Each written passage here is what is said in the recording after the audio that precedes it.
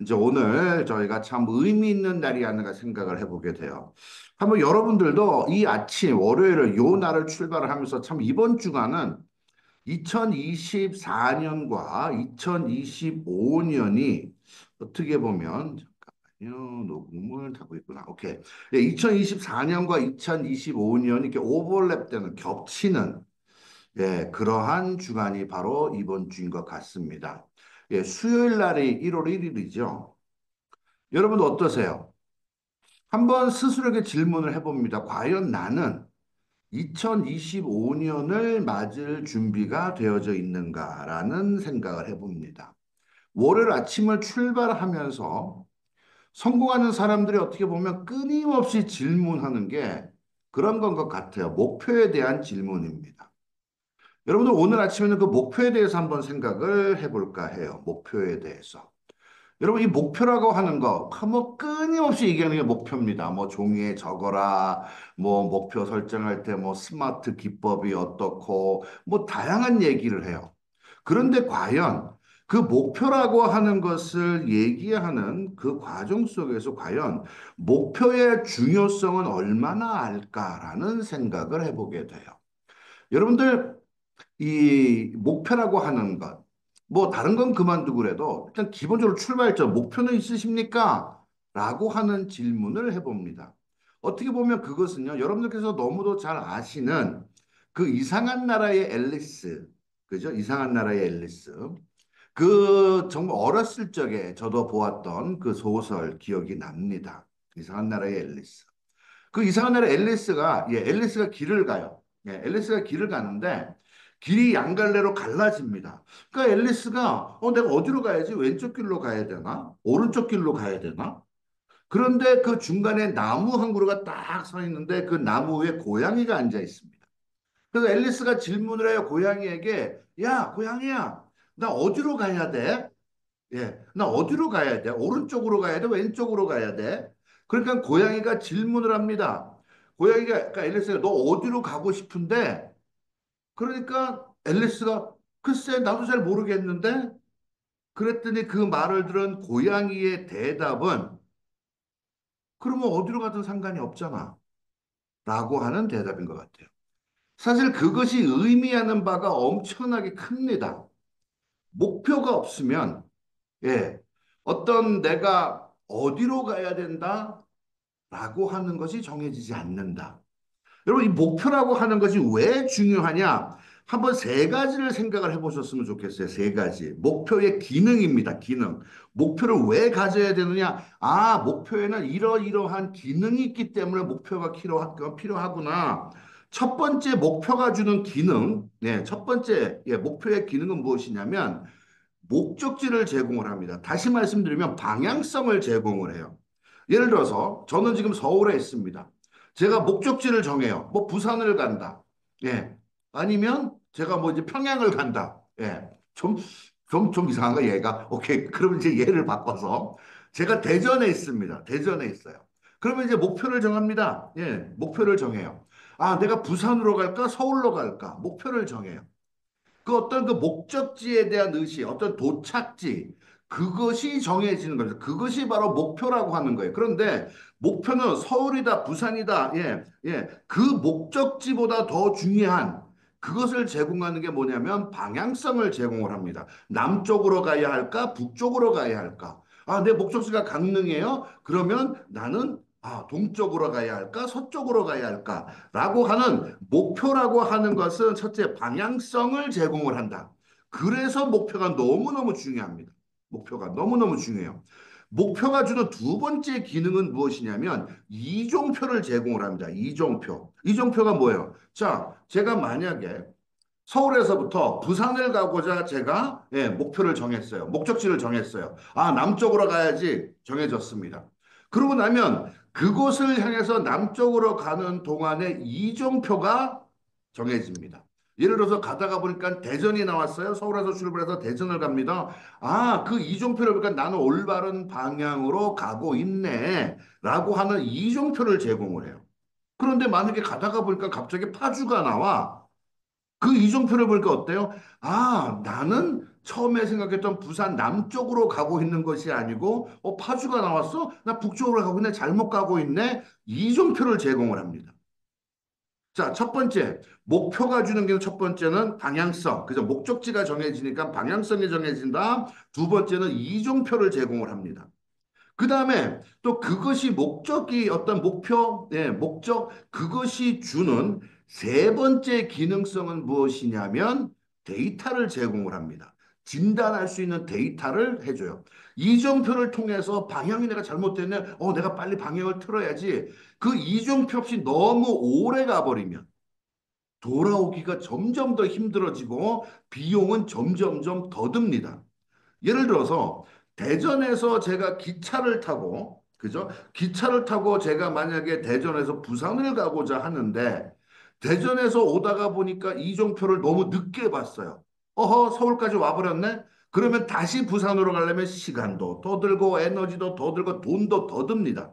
그만큼 이정표라고 하는 것이 중요한데, 이정표라고 하는 것이 중요한데, 그것, 어떤 목표가 주는 세 번째 기능, 내가 진단할 수 있는 데이터를 제공을 합니다. 아, 그래, 내가 방향이 좀 잘못됐네. 되돌아가려면 내가 무엇을 해야 되지? 내가 원래에 내가 5시간 안에 부산에 가기로 했는데, 거꾸로 와버렸네. 다시 돌아가려면 나는 어떻게 해야 되지? 라고 하는 어떤 진단 데이터, 내가 무엇을 잘못했는지, 출발지부터 내가 무언가 잘못 계산을 한 건지, 아니면 내가 처음부터 기차를 타지 말았어야 되는 건지 등등에 대한 데이터를 제공을 합니다. 그렇기 때문에 저는 이 시간에 월요일 아침을 출발하면서 여러분들께서 한번 목표에 대해서 다시 한번 정립을 해봤으면 좋겠다. 그저 막연하게, 막연하게 건강한 한 해, 희망사항이지 그건 목표가 아니에요. 이정표까지 눈에 보여야 목표입니다. 그것처럼 여러분들께서 한번 새해, 이제 내일 모레 2025년 1월 1일입니다. 그 새해를 바라보는 이 과정 속에서 목표라고 하는 것이 제공하는 그 세 가지 기능을 우리는 분명히 알고 있어야 된다. 분명히. 첫 번째 기능 방향성, 목적지를 결정하기 위해서 방향성을 제공을 합니다. 두 번째 기능 이종표를 제공을 합니다. 세 번째 기능 나의 현 상황을 진단해서 나의 목표로 갈 수 있는 어떤 데이터, 그 진단 데이터를 제공을 합니다. 그렇기 때문에 목표는요, 물론 성취하기 위해서 정말 죽은 땀을 흘려 죽은 피를 흘려서라도 목표를 이루기 위해서 최선의 노력을 다해야 돼요. 하지만 최선의 노력을 다해서 100% 이루지 못한다고 하더라도 내가 원했던 목적지 근처까지는 가게는 만듭니다. 그만큼 목표라고 하는 것이 내 인생에 너무너무 중요하다. 많은 분들이 목표를 설정을 할 때 그냥 목표 그냥 설정하라고 하니까 대충 적습니다. 대충 그냥 생각해 봐요. 수입적인 것도 그래. 나는 월 500원 벌어야 돼요. 그냥 대충 정합니다.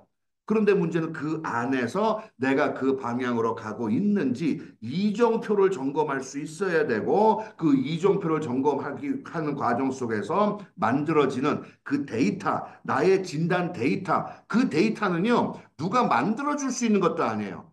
내가 목표를 가지고 이종표를 점검하며 가고 있어야만 생기는 나의 데이터를 갖는 거. 저는 여러분들께서 이제 2024년을 마무리하고 2025년을 출발한 그것이 겹치는 우리들의 이 월요일 아침에 여러분들께서 한번 내 목표에 대해서 한번 심각하게 생각을 해보자. 과연 내가 생각하는 새해의 목표, 여러분들께서 아마 오늘, 내일 중으로 그런 생각들을 많이 하시게 될 거예요. 여러분, 추상적으로 절대 하지 마십시오. 애매한 목표 만들지 마세요. 애매한 목표는 애매한 행동을 만들어내고 애매한 행동은 애매한 결과로 이어집니다. 그렇기 때문에 목표라고 하는 거 기능 기억하자.